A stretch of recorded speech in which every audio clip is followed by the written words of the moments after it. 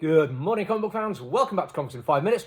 I'm Rev11 Shorty, and after a couple of very thin weeks for reviews, there's now loads of stuff out this week, so I've got a load to review. Be prepared, there might be some bonus reviews. Make sure you check all the social media things that we're on, that way you won't miss out on any of them. But today we're going to take a look at Blood Train, and I've been looking forward to this one because it feels like it's a bit of a remedy for Kill Train, which didn't quite do what I wanted, and it turns out my idea of carrying on reading it is no longer possible because Diamond UK can not get Mad Cave Studios comic books in ever again, or at least as far as I know.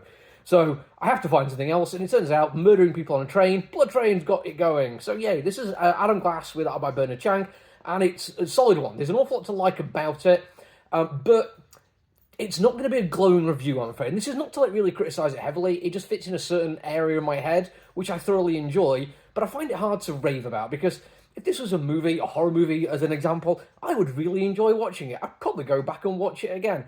But I wouldn't invite my friends down to be like, oh my god, this is the best movie ever. It's a lot of fun, it's a lot of gore, but it has some issues. I'm going to talk about things I like first, though, because it is a very good-looking comic book. It actually, when comparing it to Kill Train, the first thing that got to me in my mind was how much better the colouring was on it. I think this is Bernard Chang again, I might have to double-check that one. But, the colouring is brilliant. It's deep, it is rich, it leans into the story that's being told. This definitely isn't day in the life of kind of stuff. It is full-on gore extravaganza. We do get some nice little setup of our main characters, which is very nice. It has a little bit of fun with the horror trope of a bunch of, late teens, early 20s kids on holiday, and none of them particularly likable, so you don't mind if terrible things happen to them. But over the course of the comic book, we actually realise they're not all that bad, including the worst one actually being, well, not necessarily decent, but at least an understandable reason, an empathetic reason why we shouldn't hate him and everything he stands for. The artist also really grasps how to do action in this kind of way. There's one moment where I feel something happens off page which should have happened on page, but other than that, we have fantastic motion within still imagery, which is really good. I always look for that one, including one of my favourite bits where we have smaller paneling and some very, very good fast cuts into different bits of action, so you don't get a sense of movement between them. It feels more like we're watching a strobe effect, and it works very effectively for the kind of violence we're seeing. It feels like this is effort put into it. However, like I say, it's not perfect. There's a few little criticisms I've got, but the biggest one is one that doesn't... It's not just this story. I've seen it happen a couple of times, and I always feel like one bit of art has done it perfectly, and it kind of frustrates me that nobody else has managed to recapture this lightning in a bottle. But many years ago, when I was a younger man, I went to watch From Dusk Till Dawn with some friends, and because I'm a massive fan of horror movies, and at the time I was working in a comic shop and reading Fangoria, I knew the plot of that movie. I had seen behind-the-scenes stuff. I had seen FX kind of stuff going along with it. I knew exactly what I was getting into. The people I was going with were expecting a Robert Rodriguez movie with Quentin Tarantino and Selma Hayek, and somebody else was in it. And when the moment happens, and I don't really want to spoil it just in case you haven't seen it, but if you have, you'll know exactly which moment I'm talking about.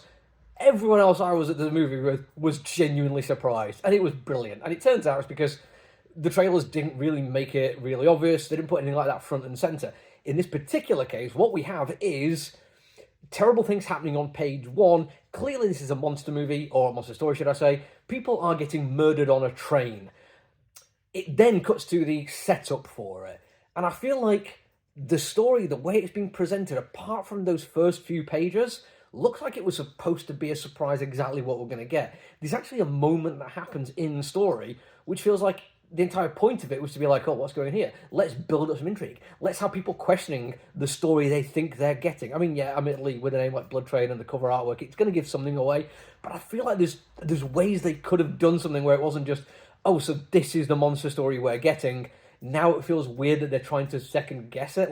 We know it's a monster story. We've seen dismembered body parts being thrown around a platform. We know what's going on here. It was a little bit frustrating. Now, some of the other stuff which was not great, there's some moments of writing which feels like they were trying to have pithy one-liner kind of moments, which feels very horror movie-esque, and again, no real complaint about it, but they weren't well enough written. There's a couple where I had to go back and reread to be like, wait, did she just say that?